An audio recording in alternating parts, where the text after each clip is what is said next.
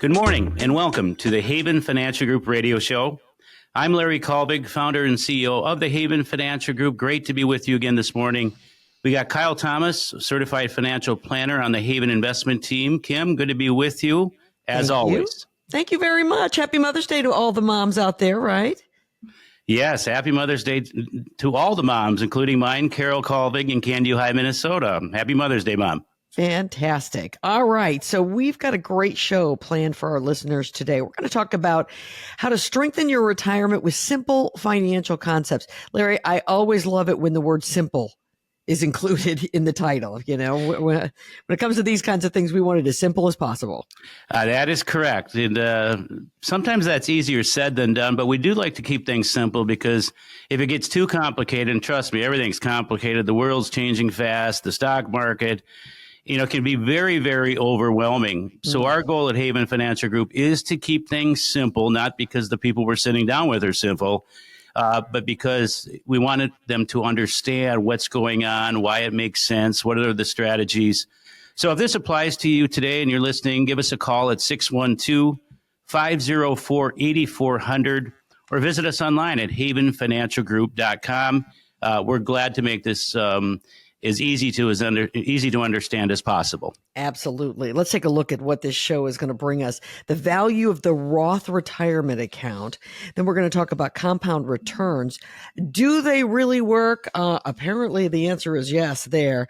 The role dividends can play in your retirement. And finally, we'll wrap the show up toward the end with the bedrock of retirement. It is consistency and stability. And we're going to explain to you exactly what that means. Kyle Thomas, of course, with us, CFP. He is a certified financial planner on the Haven team, and we're glad that Kyle is with us.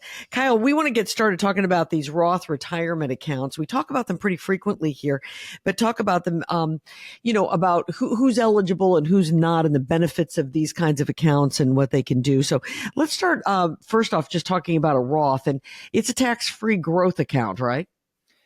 Yeah, and good morning, everyone, and happy Mother's Day to all the mothers out there. And thanks for joining us here to talk about some Roth. Yes, Roth is a tax-free growth type of account, and it can, benefit you in so many ways in retirement because who knows where we're going to be for our taxes in any given year. And if you need to get access to money completely tax-free, it gives you that flexibility as well. And it's also a great legacy planning tool to provide to your kids or heirs, whoever that may be. So we definitely want to try and get as much assets into Roth as we can in an efficient manner. Sure. Now, you've talked about a few of the benefits of a Roth account. Let's talk about a few more if we could. For example, the fact that it doesn't have a required minimum distribution time, which some other accounts do. Yeah, correct. So most of retirement assets that we come across are going to be IRA pre-tax monies, which people had deferred over years and years of their working lives. And the government needs to get their tax due on that part. Whereas Roth does not have any RMDs or taxes on distributions. So that is a huge benefit right there, because a lot of times when retirees go into the required minimum distribution age, their tax brackets jump dramatically because they're being forced to take out assets that they don't need, and that's creating more taxation for them. Sure, absolutely. So it can create so much tax efficiency if you can balance out the buckets of money that you have between pre-tax, which is IRA, and then Roth, and then also individual joint non-qualified type of monies. And Kim, I think it's worth adding that legacy planning, this has become ever more of a great way to pass on assets, monies to your kids or loved ones.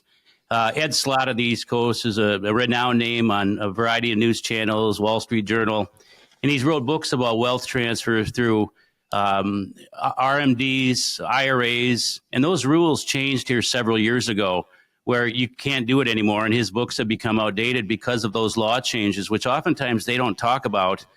It was very unfortunate. So that now Roths have become ever more of a wealth transfer, tax-free to the kids. When oftentimes they receive their monies from the IRAs, they're in high tax brackets if they receive it as a beneficiary.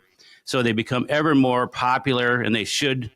And we've talked about the pros. We always need to talk about the drawbacks, though, because nothing's perfect. There's income limits for those that are making too much money. Those income limits for $150,000 for single filers or under $236,000, or for joint filers. If you make more than that, you're unable to contribute to Roths. However, that leads us to a caveat of backdoor Roths. So oftentimes where there's a will, there's a way, and we don't want to get too deep into complications of this, but if it's at all possible, the more money we can get into Roths over your lifetime, the happier you and your beneficiaries and others are certainly going to be. Yeah. One other drawback, Kyle, is 5-year rule. Explain what that is. So there is a 5-year rule for every dollar that gets put into Roth. And what that means is that you cannot take out any earnings on your contributions for 5 years. So let's say in year one, you put in $100. Any earnings based on that $100 cannot be taken out for 5 years. And then year two, there's another $100 that's contributed. That 5 years resets for that next $100 contribution of earnings. Sure. So that is something to absolutely take note of, because you do not want to put in money into your Roth if you potentially need to take out those funds within 5 years. Sure. You don't want to handicap yourself and do that, because now you're reversing the benefit of what you just did. But keep in mind, there's one other thing. You can always take out your own contributions. So that is one way, around that. But again, you don't want to just reverse course of what kind of benefit you made by doing those Roth conversions or contributions. Sure, absolutely.